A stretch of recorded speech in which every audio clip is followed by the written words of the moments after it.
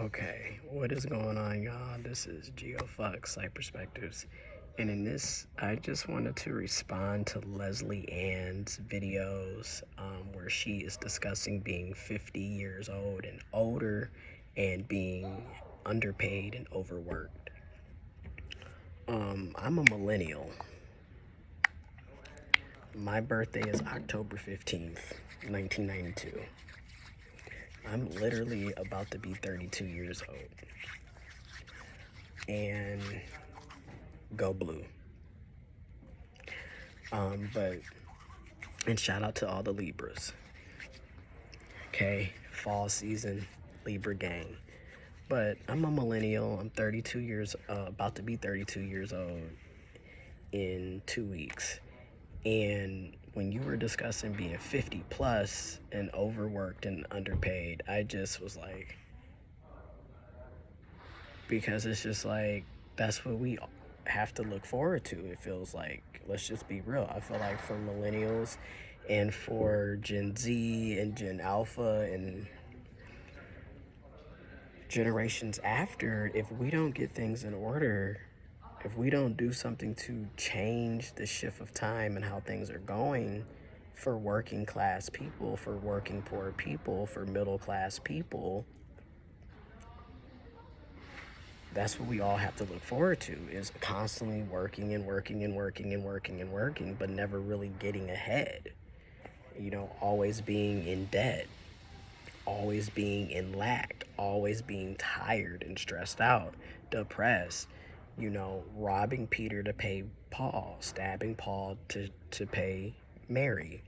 You know, it's just, you notice I added an additional saying to it because literally in this day and age, you have to work 2 to 3 jobs or have some type of side hustle, and really multiple side hustles, multiple part-time jobs, multiple full-time jobs, business ventures. It seems like you have to turn every single hobby into something that you can make money with. It has to be monetized.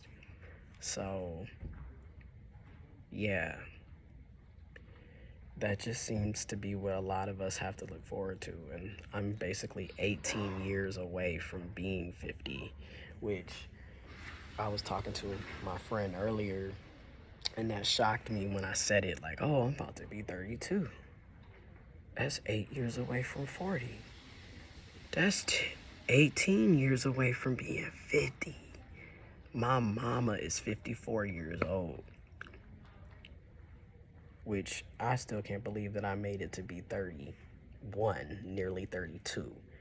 But like when you put it in perspective like that, it makes you think, you realize like that's closer than you think. Time flies by. But then you gotta ask yourself, do you want to spend another 18 years working like this just to get to 50 and still have to work like this? No.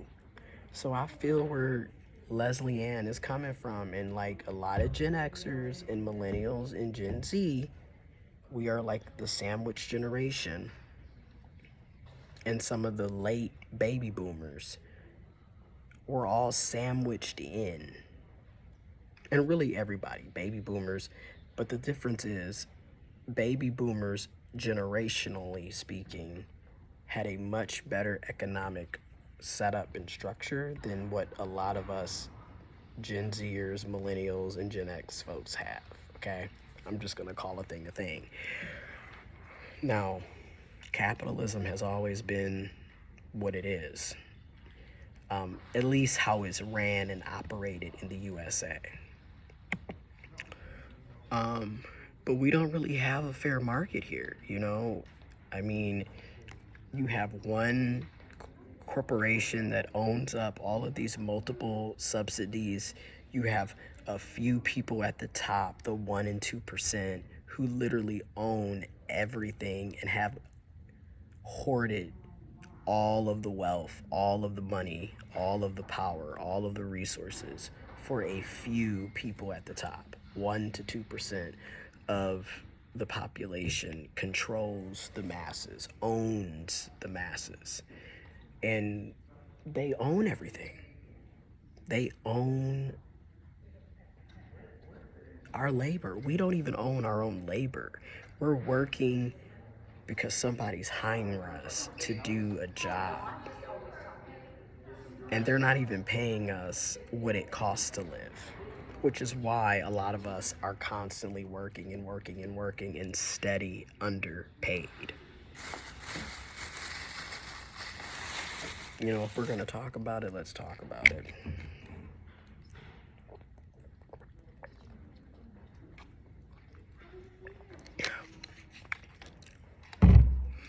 If we're going to talk about it, let's talk about it. Because when you sit down and think about it, it's absolutely abysmal how things are in this country, in this world. So, as Leslie Ann has mentioned too, it's everything. It's not just the fact that we're not making enough money and everything is, double to triple the price that it used to be, even though our wages and salaries are not double or triple the price or pay or wage or salary that it used to be. And also, Social Security Administration is doing another cost of living adjustment.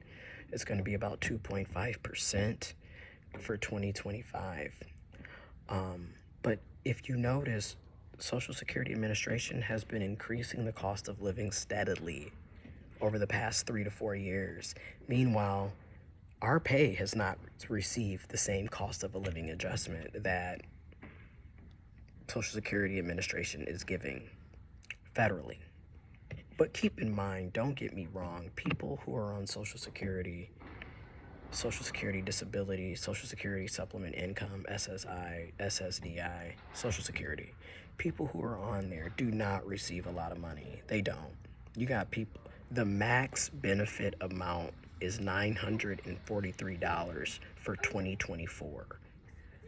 That's right, $943 every month. That's it.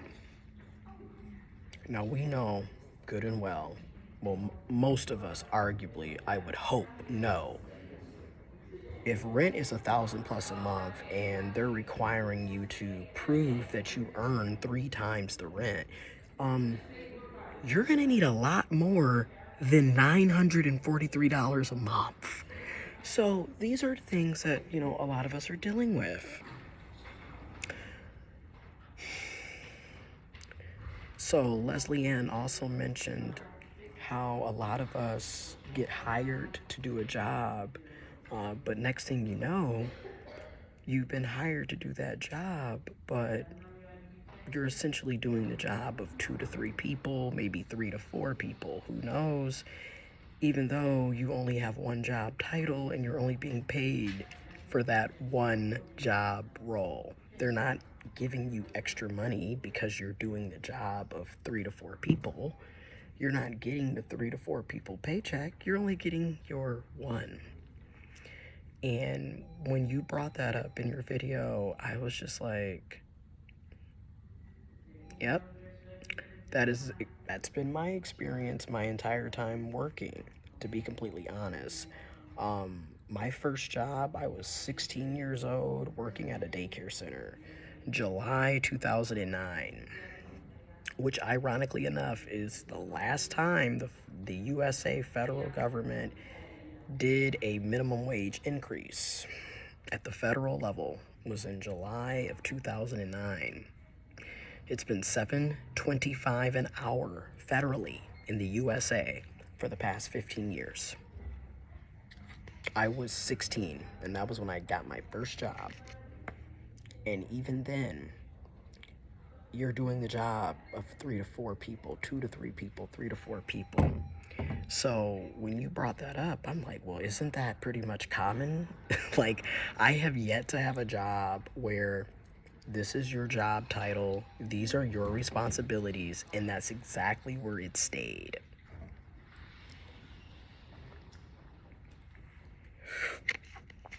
And then, even if they're being transparent or somewhat upfront about stuff, when they're describing the job that you're getting and they're listing like all of the general responsibilities will be like in one or two sentences, and then they'll have like bulletin points about the additional roles or responsibilities or tasks that you might be expected to do under that job title, that role. The bullets never stop.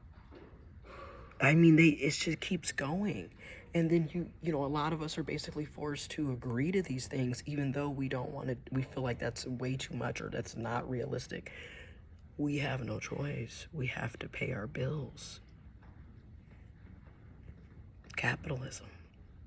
So you're basically forced to agree to things that you otherwise wouldn't be agreeing to, because you can look at these job roles and titles and see that they're not realistic. And then you have the situations where, like Leslie Ann, because this has happened to me as well, they make it seem like this is what you're going to be doing. It's very specific, but then when you get in the role, you're actually doing multiple different things.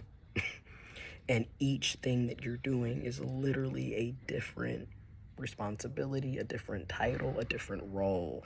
And you really should be getting paid way more than what you're being paid. Not just because of the cost of living and wages and salaries needing to reflect the cost of living and take inflation and price gouging into consideration, but also because you're literally doing the job of 3 to 4 people. Also because you have a degree and certifications. Also because you've got years and years of experience under your belt.